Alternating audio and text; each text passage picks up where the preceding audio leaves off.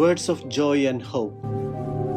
18th Sunday in Ordinary Time, Year C, Gospel according to St. Luke, chapter 12, verses 13 to 21.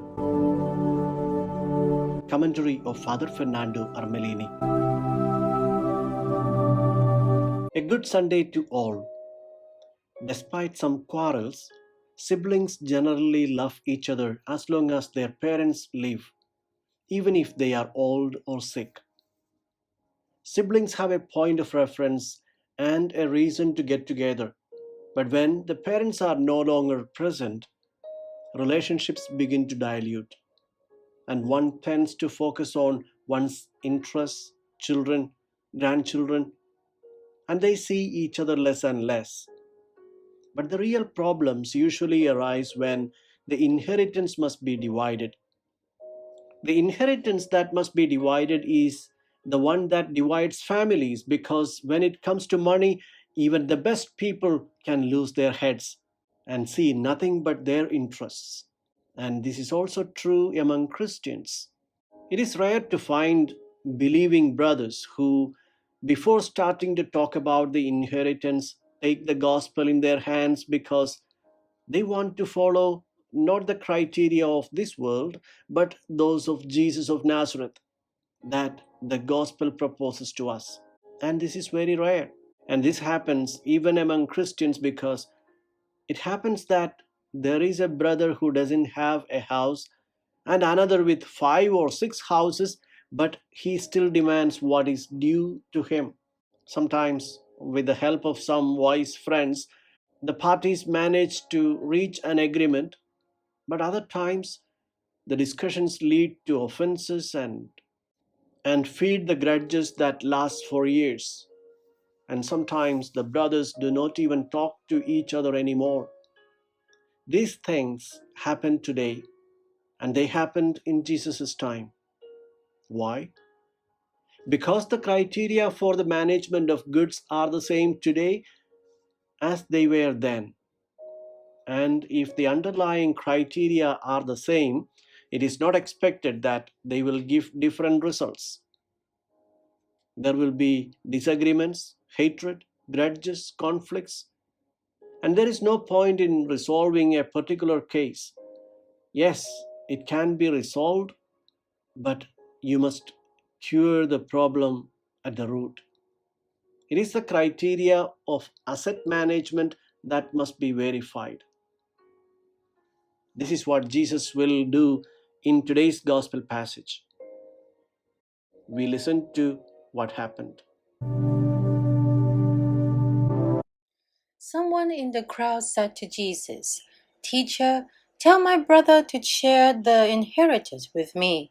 He replied to him, "Friend, who appointed me as your judge and arbitrator?" Then he said to the crowd, "Take care to guard against all greed. For though one may be rich, one's life does not consist on possession." Jesus was amid the crowd, addressing heartfelt words to his disciples, announcing to them that because of the gospel they would face opposition and persecution. He recommended, "Do not be afraid.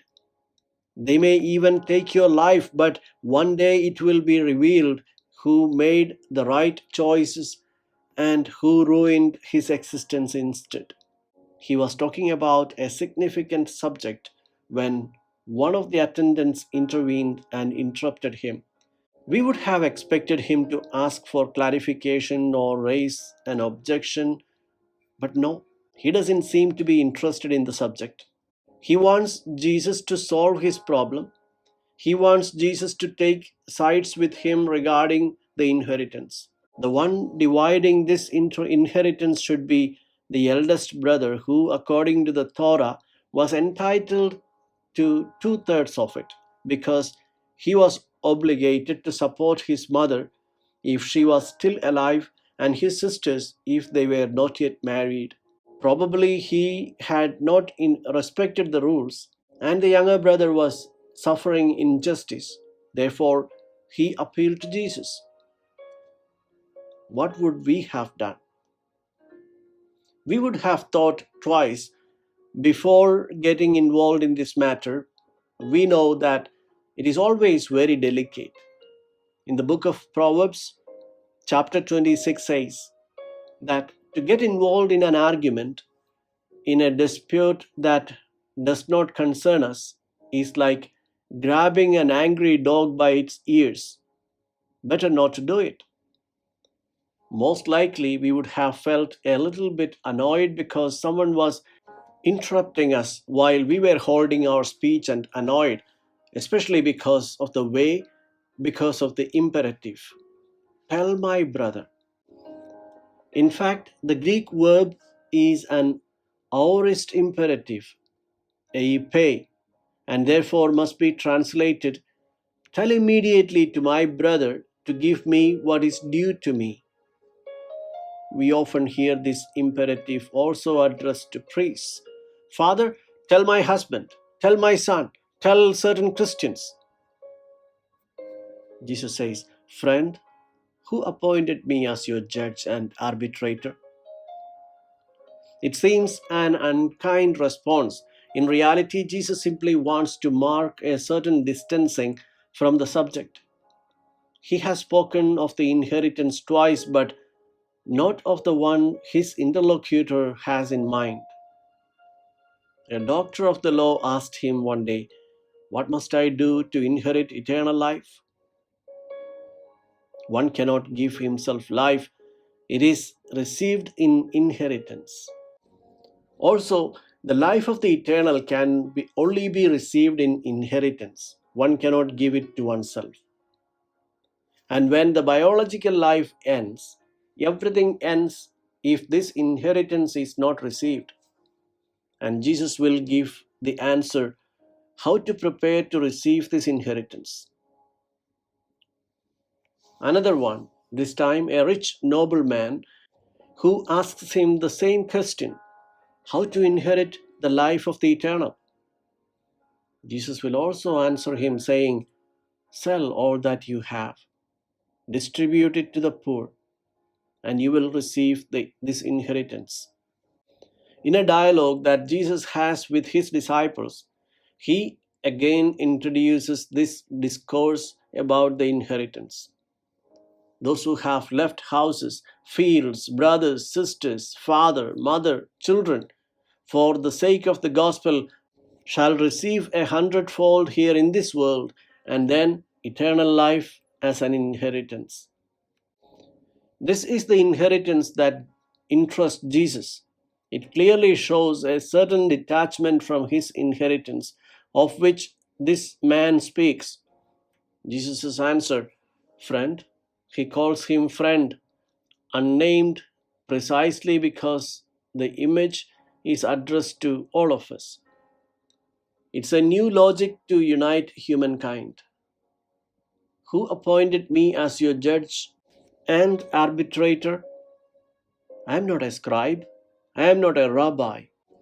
They are on the prowl of these problems because they make much money, like lawyers today. They are the constituted authorities to solve these cases according to the criteria of their justice. Soon we will see that they are the criteria that Jesus does not accept, because from these criteria are born disagreements, hatred, and even wars. Jesus wants to introduce his justice in the world, a new justice. He invites us now to look for the root of all evil, to diagnose the disease. Where do the problems, this discussion, this argument you have with your brother come from? First, it is not from being clear to whom the goods of this world belong. Who is the owner? It is necessary to clarify it, otherwise, there are problems.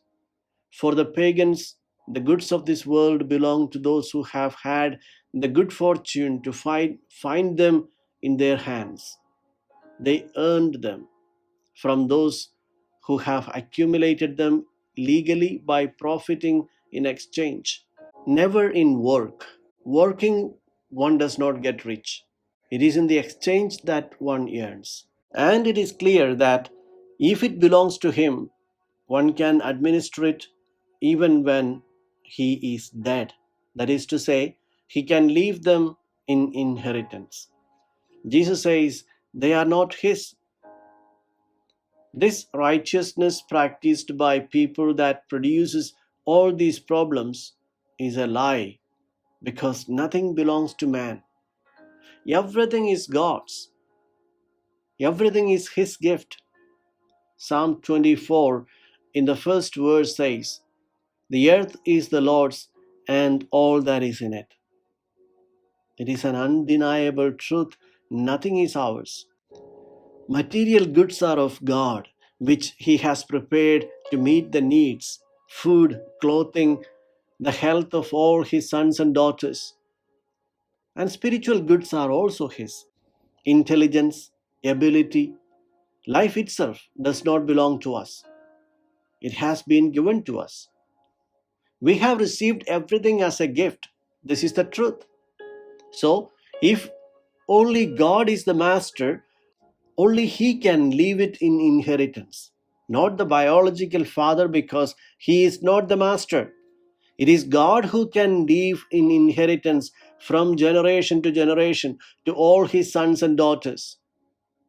In fact, in Israel, the land from which the people received their food, they were all farmers and herdsmen, could not be bought or sold because the land belonged to God. It could be left in the inheritance, always remaining God's property. Therefore, it was impossible to add house to house, field to field. This was acting outside God's plan. And now, the rebuke of Jesus of the cause of all evils, divisions, and even wars. He says, "Take care to God." Let us translate the meaning of the Greek imperatives present literally, meaning continue to beware, continue to keep away from all kinds of greed. Here is the evil, the danger that has a name. In Greek, pleonexia, which comes from pleon ephein, to always want to have more, the greed to have more and more. This is the disease, the danger that Jesus wants to warn us about. We dehumanize ourselves if we allow ourselves to be involved in this evil. Where does this innate greed that everyone experiences come from? This frenzy of always wanting to accumulate more? It comes from the desire we all experience to cling to life. We see that life is slipping from our hands. As the wise man says, every second that passes is life that is gone. How to retain it? That is the deception. The fear of death tells us to cling to this world's goods. They nourish life, but they deceive you into thinking that by possessing these goods, through them you can retain life. Pleonexia is the firstborn daughter of the fear of death. It is an illusion. It is the solution offered to you by goods. Jesus does not despise material goods as did the cynical philosophers, but woe betide if their accumulation becomes the goal of life. Jesus goes on to say, even if they are in abundance, the success of a life does not depend on the accumulation of goods. Today, to be somebody, one must have a lot of money. This is the deception. Jesus says that the success of life is not measured by the goods one has accumulated. This is madness. The evangelical wisdom is found in a beautiful text of the first letter to Timothy, chapter 6, verses 7 and the following. I want to read to you this short passage. For we brought nothing into the world, just as we shall not be able to take anything out of it. They are not ours. If we have food and clothing, we shall be content with that. Those who want to be rich are falling into temptation and into a trap and into many foolish and harmful desires, which plunge them into ruin and destruction. For the love of money is the root of all evils, and some people, in their desire for it, have strayed from the faith and have pierced themselves with many pains. They deceive themselves with goods. And I want to read to you a passage from the book of Kohelet. He is one of the wisest men humanity has ever known. In chapter 2 of his book, he makes a reflection. He imagines himself to be Solomon, who had everything in life. He has been able to accumulate all the goods, and listen to what he says in the name of Solomon. Now he speaks in the name of Solomon. I said in my heart, "Come now, let me try you with pleasure and the enjoyment of good things." See, this too was vanity. I built myself houses and planted vineyards. I acquired male and female slaves. I provided for myself male and female singers and delights of men and many women. I accumulated much more than all others before me in Jerusalem. Nothing that my eyes desired did I deny them, nor did I deprive myself of any joy. Conclusion: I detested life. A hedonist who comes to the end hating life. The administration of goods that should be for life, if they are managed by pleonexia. This disease leads you in the end to hate life. Let us go now to the parable that Jesus narrates to confirm what he is saying. Then he told them a parable. There was a rich man whose land produced a bountiful harvest. He asked himself, "What shall I do? For I do not have space to store my harvest." And he said, "This is what I shall do. I shall tear down my barns and build larger ones. There I shall store all my grain and other goods, and I shall say to myself, 'Now, as for you, you have so many good things stored up for many years. Rest, eat, drink, be merry.'"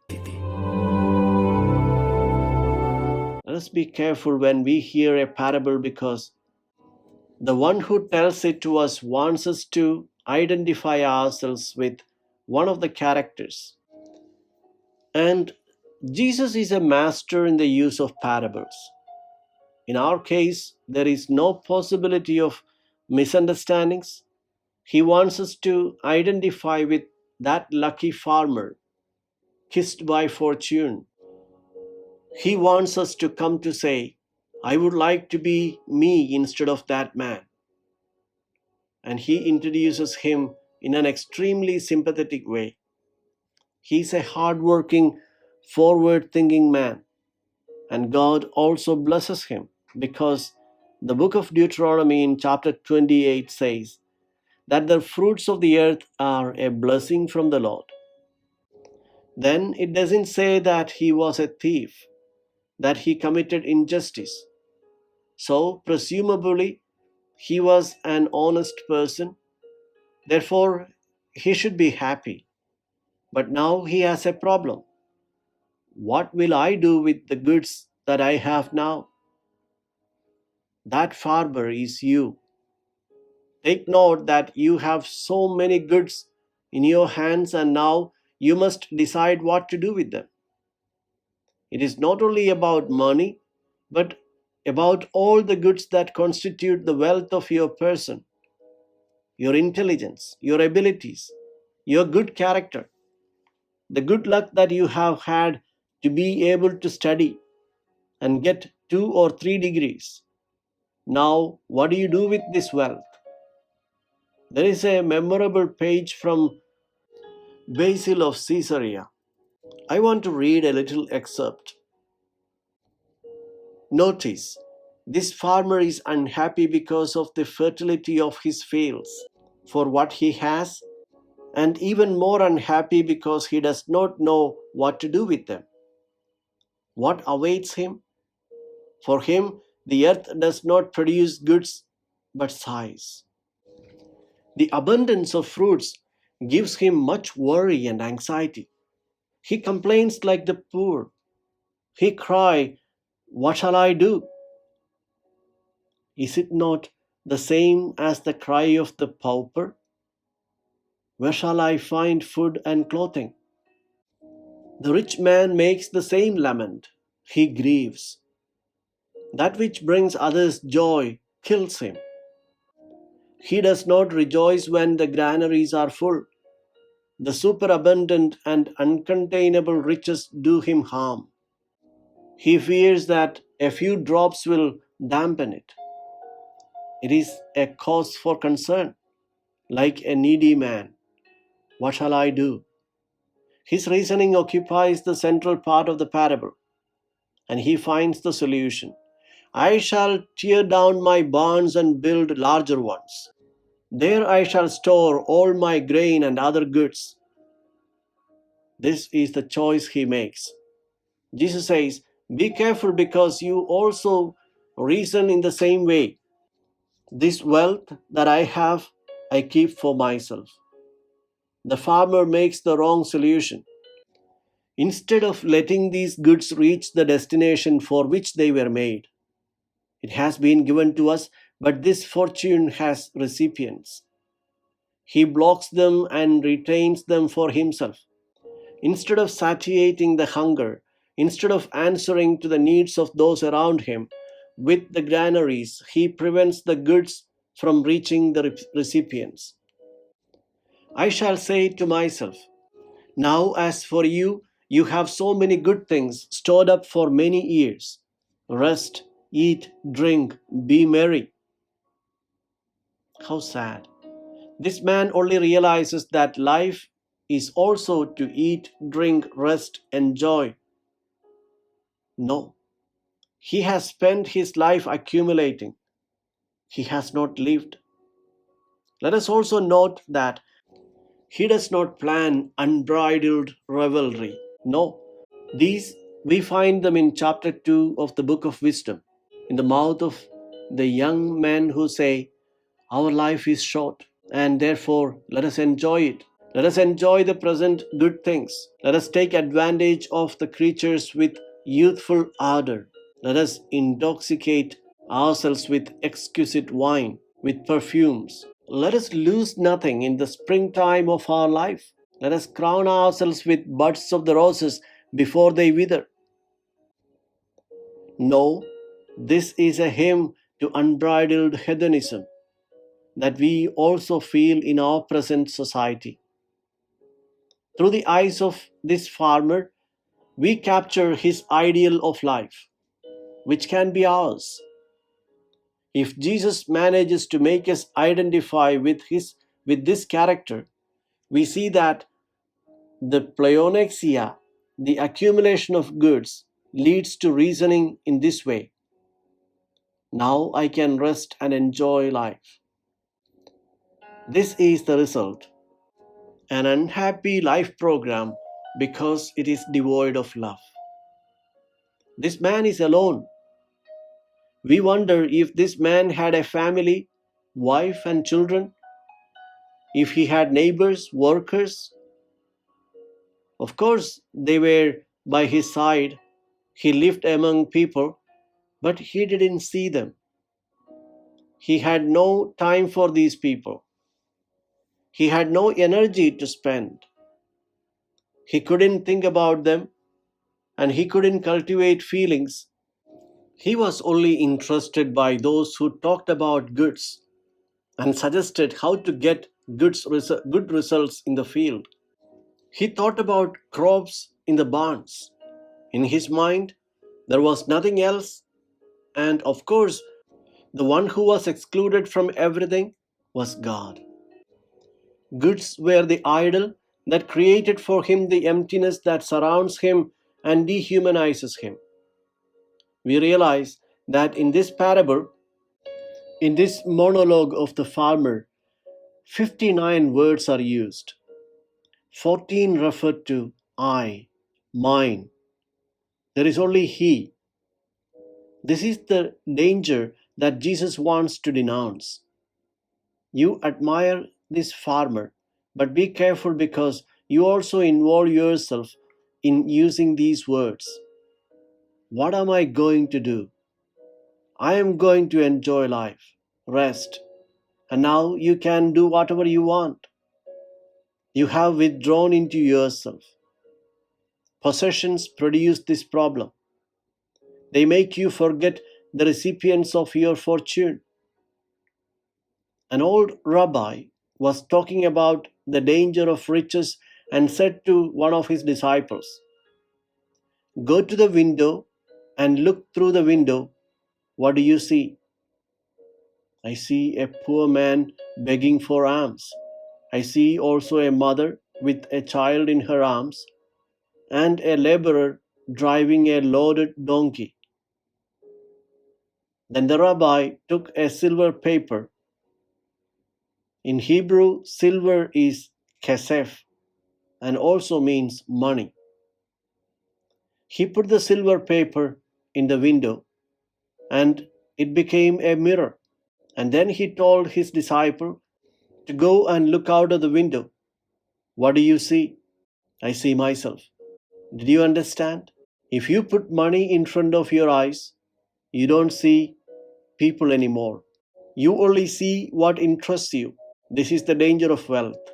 Now that Jesus has gotten you to sympathize with this farmer, it is to make you understand that you are the lucky one who has all these goods to manage. If you think about managing them like this farmer, you are a failure in life. In fact, now enters another character whose judgment is the one that counts in the end. Let us hear how he thinks. But God said to him, "You fool, this night your life will be demanded of you, and the things you have prepared, to whom will they belong? Thus will it be for the one who store up treasure for himself, but is not rich in what matter to God." Now, suddenly, in the parable, a second character enters the scene. It is God. If we do not like him very much because he behaves incomprehensively, he doesn't let this man who has worked so hard enjoy his pension. We don't like this character, and Jesus doesn't want us to like him precisely because it affects the reasoning that this farmer has made. And these reasonings are ours. If we don't like it, it means that now the judgment which is pronounced by this personage who is God is for us too. Of course, it was not God who made him die. He died of stress, too many worries, problems, insomnia. Every noise took away his sleep because he thought they were thieves, and also too much work. In short, he died of a heart attack. The trial, the projects this man has in mind, the use of his goods is cumbersome. Jesus says he is mad. He says aphron, which in Greek means an inconsiderate one who does not reflect, imprudent, a poor man to be pitied. Why is he called a madman? For several reasons. The first mistake he made, from which then derived all the others.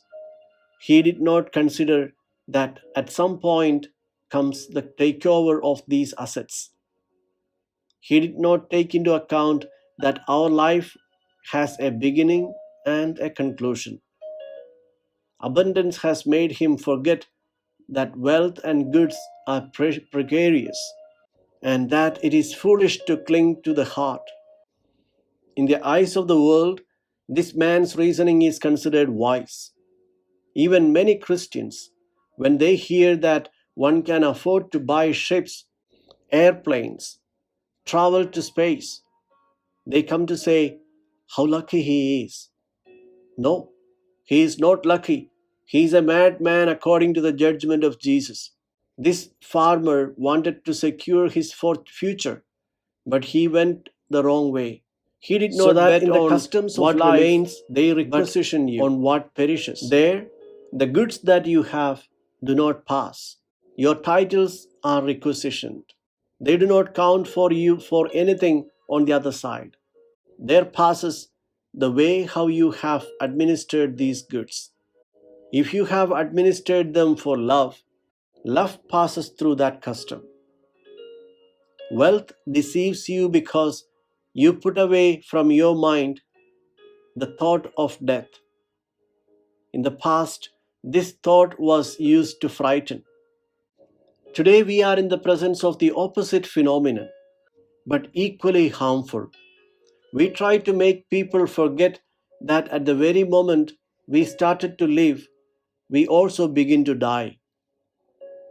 See how far into madness wealth takes you, precisely in the presence of death, because inheritance is divided when there is a death. Greed causes it to be eliminated at that moment, the thought of death.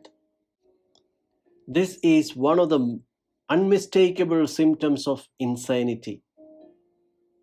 This farmer is paranoid.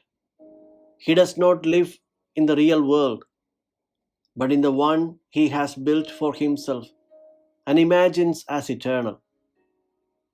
Psalm 90 has reminded him, the years of our life are 70 or 80 for the stoutest. Teach us, Lord, to number our days, and we shall become wise. This man is paranoid.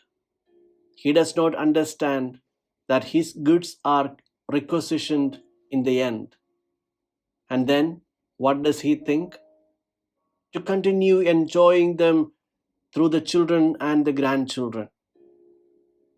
You are paranoid. Your life is over.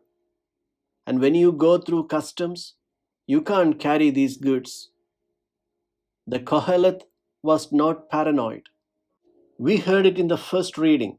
He was inviting a reflection on inheritance, and he wisely said, what then does man get out of all the toils and cares that weary him under the sun? I must leave the fruits to my successor, who I know not whether he will be wise or foolish. He who has not labored at all will enjoy the fruits of my labor. Even this is vanity and a great evil. Also, Psalm 39 reads, every man is but a breath.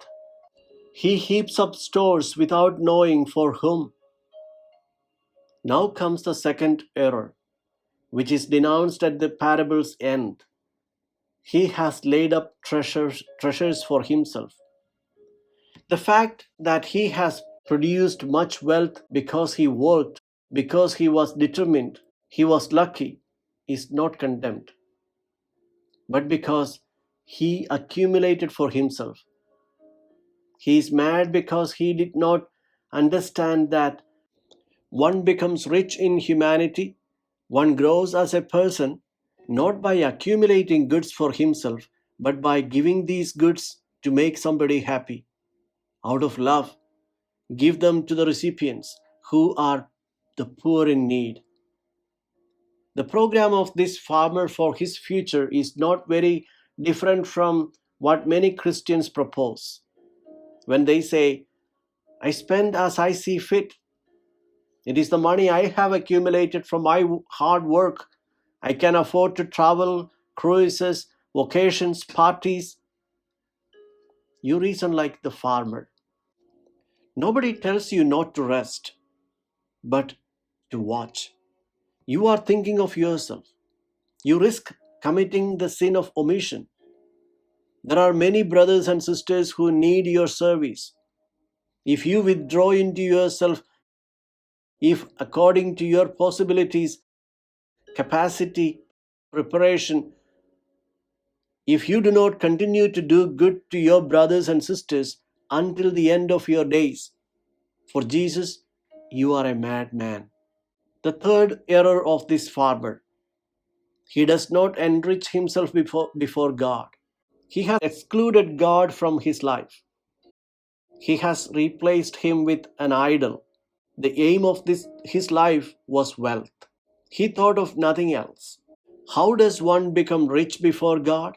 Jesus explains it to us a little later in the Gospel according to Luke in chapter 12, verse 33, when he says, "Provide money bags for yourself that do not wear out, an inexhaustible treasure in heaven that no thief can reach nor moth destroy. For where your treasure is, there also will your heart be." Only one thing we can take with us at the end of our life, which follows us everywhere, even beyond death. Not the goods, but the works of love.